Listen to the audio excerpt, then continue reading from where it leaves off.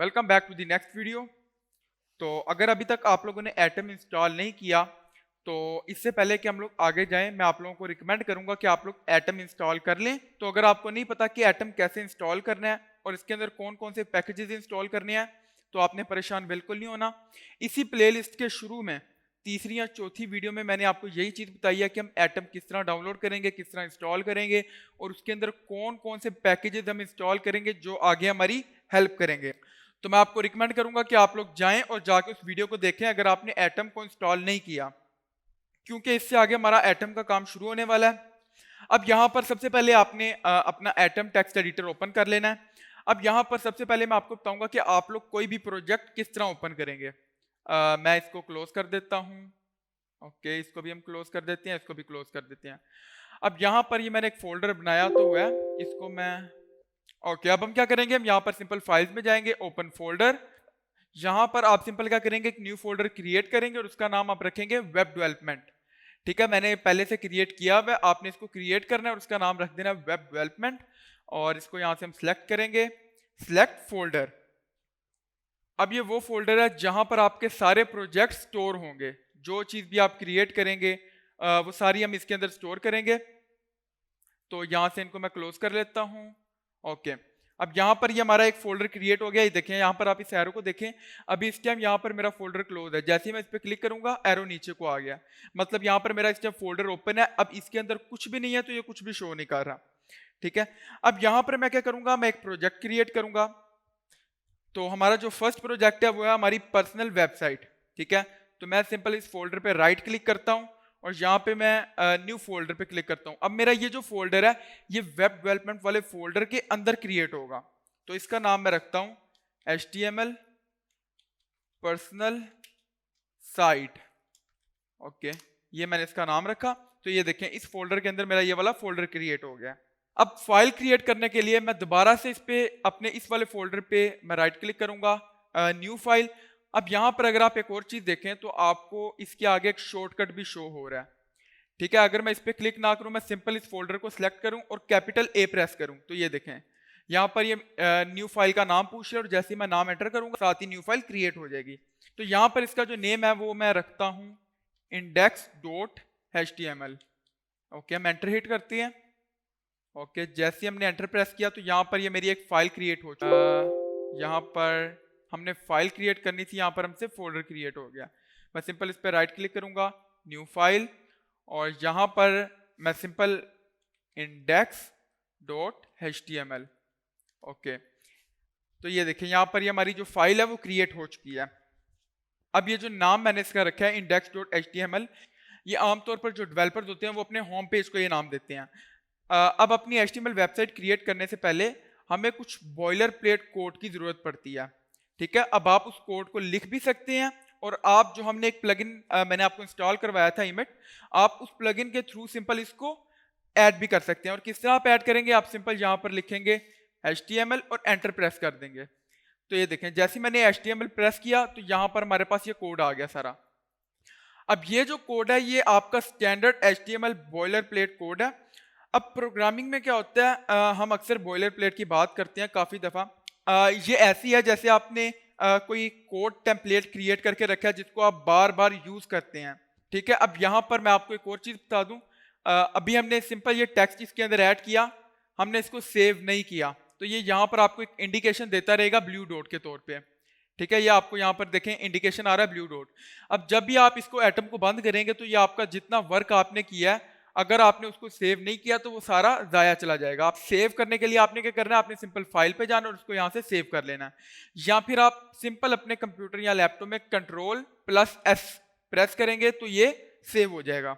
अब हम क्या करते हैं, हम अपने इस बॉयलर प्लेट कोड को समझते हैं ताकि हमें पता चले ये करता क्या है। अब इसकी जो पहली लाइन है डॉक टाइप HTML, इसका क्या मतलब है, ये जो लाइन है ये डिक्लेयर करती है आपका डॉक्यूमेंट टाइप, यानी कि आपके ब्राउजर को बताती है जब वो आपकी फाइल को ओपन करता है उसको बताती है कि आपकी HTML का कौन सा वर्जन आप यूज कर रहे हो। अब यहाँ पर हम लोग HTML का लेटेस्ट वर्जन यूज कर रहे हैं। तो यहाँ पर ये जो चीज़ है ये बहुत छोटी लिखी। अब HTML के जो प्रीवियस वर्जन है उसमें जो डॉक टाइप वाली लाइन है ये बहुत डिफिकल्ट है, लेकिन इस वर्जन में जिस तरह आप देख रहे हैं सिंपल यहाँ पर एक एक्सक्लेमेशन का मार्क है और साथ डॉक टाइप और HTML लिखा हुआ है सिंपल। अब यहाँ पर ये जो आपको नेक्स्ट टैग शो हो रहा है HTML, ये क्या कर रहा है, ये आपके ब्राउजर को बता रहा है कि इस टैग के ओपन होने से लेके क्लोज होने तक इसके दरमियान जो भी है वो HTML कोड है। और ये दो चीज़ों पे कंसिस्ट होता है, एक होता है आपका हेड जो ये वाला हिस्सा है, और दूसरी है आपकी बॉडी जो ये वाला हिस्सा है। अब जो हेड है ये HTML फाइल का वो पार्ट है जो वेब पेज के बारे में इंफॉर्मेशन रखता है, जिसमें वेब पेज की इंफॉर्मेशन होती है। अब इसके दरमियान जो भी होगा ये मेरे ब्राउजर को बताएगा कि ये उस पर्टिकुलर पेज का जो टाइटल है ये वो है, ठीक है। जिस तरह अगर मैं यहाँ पर टाइटल का नाम लिखता हूँ, आप पर्सनल साइट बना रहे हैं तो आप अपने नाम से इधर रख सकते हैं। मैं सिंपल यहाँ पर लिख देता हूँ अहमद पर्सनल साइट। ओके, यहाँ पर मैंने ये नाम लिख दिया, इसको हम कर देते हैं अहमद पर्सनल साइट। ओके, इसको हम यहाँ से कंट्रोल एस कर लेते हैं। जैसे मैंने कंट्रोल एस किया यहाँ से ब्लू डॉट खत्म हो गया। अब इसको हम अपने अगर ब्राउजर में देखना चाह रहे हैं तो हम इसको अपने ब्राउजर में किस तरह देखेंगे, उसके कुछ तरीके हैं। पहला तरीका तो ये है कि आप सिंपल जाएं अपने फोल्डर में। मैं सिंपल यहाँ से जाता हूँ अपने फोल्डर में, तो उसके लिए यहाँ पर मैं जाता हूँ। अब यहाँ पर ये देखें, जैसे ही मैं इसको क्लिक करूंगा तो जो भी मेरा डिफॉल्ट ब्राउजर है ये क्या करेगा, ये उसमें इसको खोल देगा। अब यहाँ पर देखें मैंने इसका टाइटल सेट किया तो यहाँ पर आपको शो हो रहा है अहमद पर्सनल साइट। अब एक तरीका तो इसका ये है, दूसरा तरीका है इसका कि आप वापस से अपने आइटम पे जाएं और आप इस पे राइट क्लिक करें और यहाँ पे आप देख रहे हैं कॉपी फुल पाथ, आगे इसका शॉर्टकट भी है। मैं सिंपल यहाँ से कॉपी फुल पाथ करता हूँ और यहाँ से जैसे ही मैं अपने गूगल पे जाता हूँ, गूगल पे जाके मैं इसको पेस्ट करता हूँ तो ये देखें वही पाथ आ गया कि मेरी ई ड्राइव के अंदर एक वेब डेवलपमेंट नाम का फोल्डर है। आपने उधर जाना है, उधर आपको एक HTML पर्सनल साइट नाम का फोल्डर मिलेगा, उसके अंदर ये वाली फाइल है, आप इसको ओपन कर दें। जैसे मैं एंटर प्रेस करूंगा, यहाँ पर एंटर प्रेस करूंगा तो यहाँ पर ये देखें अहमद पर्सनल साइट, हमारा जो टाइटल है वो यहाँ पर ये आ गया। ओके, अब हम वापस जाते हैं। अब यहाँ पर टाइटल से ऊपर हेड के अंदर आपने एक और चीज देखी है, मेटा। अब ये मेटा क्या है? मेटा अभी इस टाइम जो हम यूज कर रहे हैं, इस टाइम जो सा मेटा यूज कर रहे हैं वो करैक्टर है, उसको हम करैक्टर सेट करते हैं। लेकिन इसके अलावा और भी बहुत सारे मेटा टैग्स होते हैं, ठीक है। अब यहाँ पर ये आ रहा है char set is equal to UTF-8। Character set, इसका मतलब है कि character set is equal to UTF-8। अब इस लाइन का क्या मतलब है, ये लाइन क्या करती है? जो मेटा एलिमेंट है वो आपके जो HTML डॉक्यूमेंट है उसको एक्स्ट्रा मेटा डेटा उसके साथ एसोसिएट कर देता है।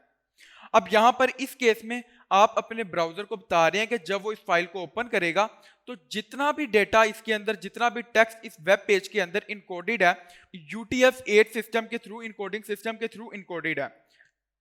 अब ये जो UTF-8 इनकोडिंग सिस्टम है ये आपका स्टैंडर्ड इनकोडिंग सिस्टम है, जो कि आप जब HTML5 में काम करेंगे तो आप इसको यूज करेंगे।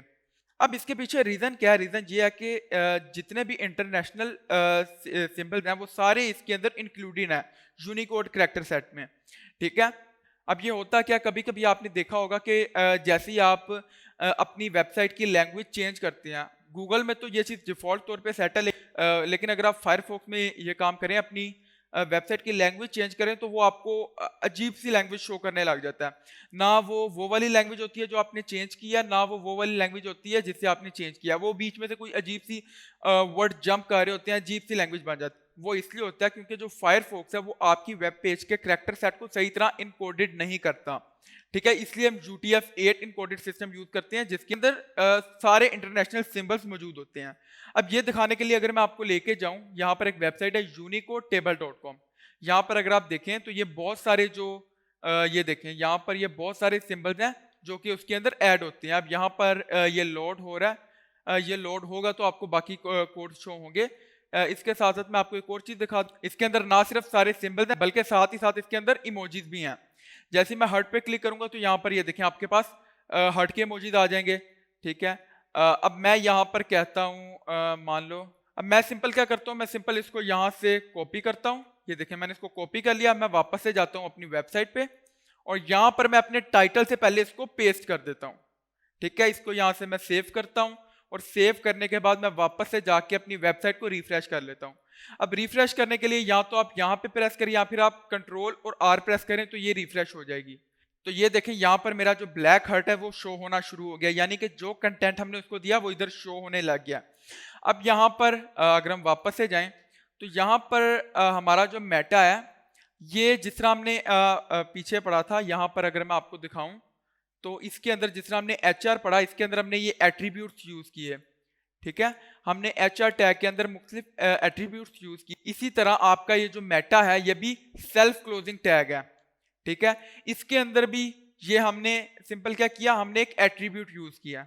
अब इसके साथ साथ और भी एट्रीब्यूट्स होते हैं, वो भी हम देख लेते हैं। अगर मैं सिंपल जाऊं W3 स्कूल में और वहां पर मैं मेटा सर्च करूं तो यहाँ पर ये आपको मुख्तलिफ एट्रीब्यूट शो करवा रहा है। ये देखें, meta character set is equal to UTF-8, फिर उसके बाद डिस्क्रिप्शन है, कीवर्ड्स है, ऑथर है, व्यू पोर्ट है। ये सारे क्या करते हैं, ये सारे आपके ब्राउजर को बताते हैं कि उसने किस तरह आपके जो पेज है उसको शो करवाना है, उसको डिस्प्ले करवाना है। और साथ ही साथ ये जो आपका डिस्क्रिप्शन वाला एट्रीब्यूट है ये आपके सर्च इंजन को बताता है कि आपकी वेबसाइट का कंटेंट किस बारे में है।